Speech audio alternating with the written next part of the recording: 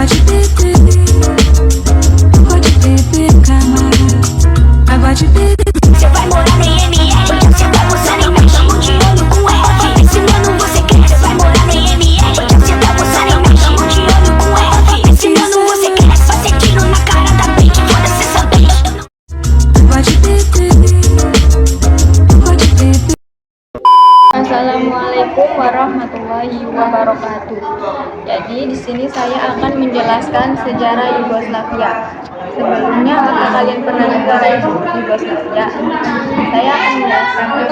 Yugoslavia memiliki arti tanah milik orang Slavia yang ditinggali oleh berbagai suku dan etnis. Suku-suku yang mendiami negara ini berasal dari kerajaan yang dulunya dijajah oleh kerajaan Ottoman dari Turki, Austria-Hungaria, dan Rusia. Oleh karena adanya kesamaan nasib dan asal-usul sejarah, suku-suku tersebut bergabung untuk membentuk suatu negara.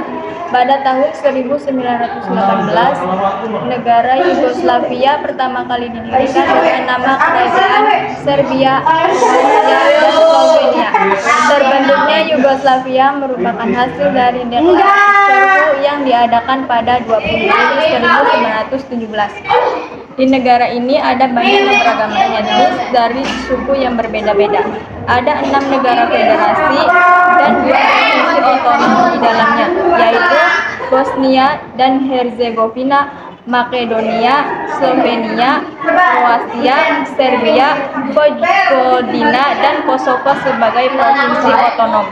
Setiap negara tersebut memiliki etnis, suku, kebudayaan, dan karakteristik yang beragam.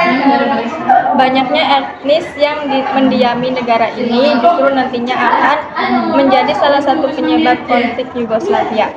Setelah berhasil berdiri sebagai negara yang utuh, Yugoslavia sempat dijajah oleh negara anggota blok Poros. Akan tetapi, untungnya negara ini berhasil memerdekakan dirinya pada tahun 1945 dan menjadi negara republik komunis yang dipimpin oleh Josip Broz Tito. Berdirinya Yugoslavia merupakan usulan dari Tito yang kemudian diangkat menjadi pemimpin tahun 1953. Ia adalah tokoh besar yang berasal dari gabungan etnis Kroasia dan Slovenia. Selama masa kepemimpinannya, Yugoslavia menjadi negara kediktatoran yang terbuka. Bahkan selama masa kepemimpinan Tito, Yugoslavia bergabung dalam gerakan Rondo. Namun, pada tahun 1980, ia wafat dan konflik Yugoslavia mulai bermunculan. Negara ini bahkan mengalami krisis ekonomi dan terjadi perang saudara sepanjang dekade 1990. Bab konflik Yugoslavia. Sepeninggalan Tito, kondisi Yugoslavia menjadi semakin berantakan.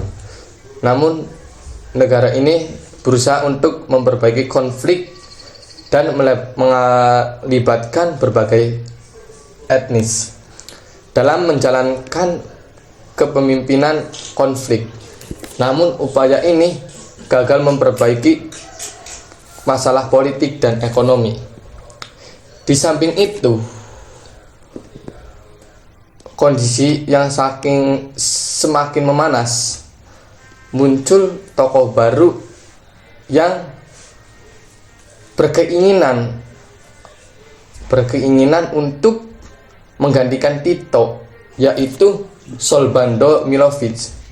Slobodan Milošević datang pada tahun 1987. Ia menduduki Partai Komunis Serbia dan Monaco, ingin membentuk Serbia Raya untuk menggantikan Republik Fardes yang ada di Yugoslavia. Tujuan Milošević mendirikan Serbia Raya karena wilayah Serbia Raya memiliki banyak kekayaan sumber daya alam. Sumber daya alam hanya dimanfaatkan oleh etnis lainnya. Meskipun ia sudah melakukan berbagai upaya, namun konflik Yugoslavia tetap terjadi. Adapun beberapa konflik yang terjadi di Yugoslavia meliputi campur tangan negara lain. ada 3 negara yang mengikut campur dalam konflik Yugoslavia, yaitu Inggris, Jerman, dan Amerika. 3 negara ini memiliki tujuan yang berbeda-beda.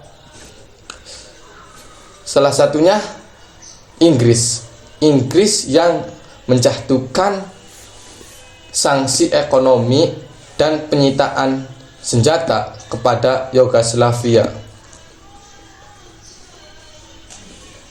Di samping itu, Jerman memiliki keinginan besar untuk mengambil alih pasar di Slovenia dan Kroasia. Alasannya karena Yugoslavia memiliki kapasitas ekonomi terbesar. Sedangkan keinginan Amerika Serikat muncul karena Yugoslavia tidak memberikan bantuan atau dukungan kepada Uni Soviet. Gerakan separatis munculnya konflik Yugoslavia menciptakan kesempatan bagi kelompok separatis mengacaukan kondisi negara. Kelompok ini terinspirasi dari negara Afrika yang memiliki keberagaman etnis dan misi sama meskipun dipisahkan oleh batas-batas dari penjajah. C. Tidak mampu mengikuti perubahan politik internasional. Konflik yang terjadi di Yugoslavia ternyata berdampak bagi konflik perdamaian, bahkan saat perang Kroasia terjadi pada tahun 1991. Yugoslavia menghasilkan diharapkan bagi menjadi negara kesatuan yang mampu menjaga stabilitasnya. Sayangnya kondisi politik yang mengalami perubahan secara cepat pada tahun 1991 membuat para tokoh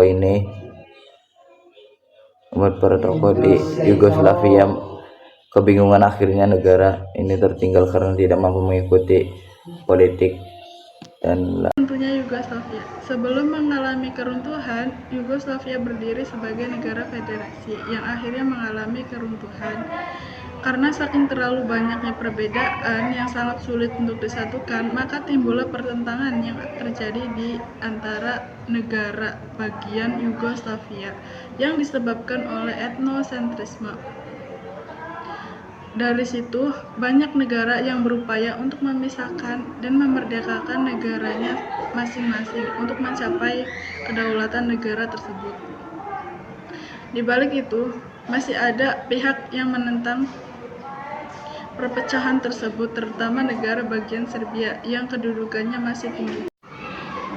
Perpecahan dan konflik yang terjadi di Yugoslavia berlangsung selama bertahun-tahun hingga menyebabkan konflik sosial berkepanjangan. Dan akhirnya pada tahun 2003, Yugoslavia resmi bubar dan berganti nama menjadi Serbia dan Montenegro. Di sini aku ingin membahas tentang perpecahan Yugoslavia.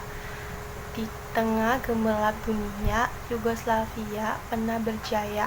Negara federasi yang terdiri dari 6 bagian ini menyapa dunia dengan kemakmuran dan pengaruh yang kuat. Namun di balik gemerlapan itu, benih-benih perpecahan mulai tumbuh. Berikut ini negara-negara pecahan Yugoslavia. Yang pertama, Serbia. Sebagai negara yang paling dominan, berusaha menguasai seluruh negara federasi lainnya. Keinginan untuk menjadi penguasa tunggal itu memicu ketegangan dan ketidakpercayaan di antara negara-negara bagian.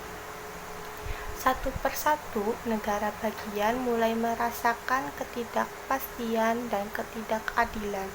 Mereka merindukan kebebasan dan kedaulatan yang sejati. Dan Serbia mendeklarasikan kemerdekaannya pada tanggal 5 Juni 2006. Yang kedua, Montenegro, yang merasakan nasibnya tidak terjamin, akhirnya bersepakat untuk membentuk Federasi Serbia dan Montenegro. dan kemerdekaannya dideklarasikan pada tanggal 3 Juni 2006. Yang ketiga, Kroasia.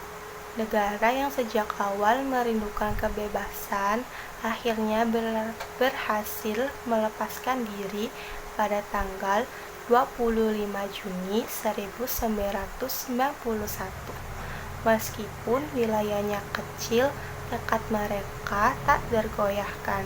Yang keempat, Slovenia, yang mempunyai keinginan serupa dengan Kroasia, yang juga mendeklarasikan kemerdekaannya pada tanggal yang sama, yaitu 25 Juni 1991. Kedua negara ini seolah saling beriringan dalam langkah menuju kebebasan. Yang kelima, Bosnia atau Herzegovina, yang menghadapi serangan dan peperangan yang brutal. Mereka tak patah semangat. Mereka terus berjuang hingga akhirnya merdeka. Hingga akhirnya berhasil menyatakan kemerdekaannya 1 bulan sebelum Yugoslavia bubar, yaitu 3 Maret 1992. Yang keenam, Makedonia, yang juga ingin merdeka, menghadapi tantangan tersendiri. Deklarasi kemerdekaannya pada tanggal 8 September 1991 menghadapi pertentangan dari Yunani. Namun tekad mereka tak tergoyahkan. Mereka terus berjuang keras dan akhirnya berhasil diakui sebagai negara merdeka meskipun terlambat dari negara-negara lainnya.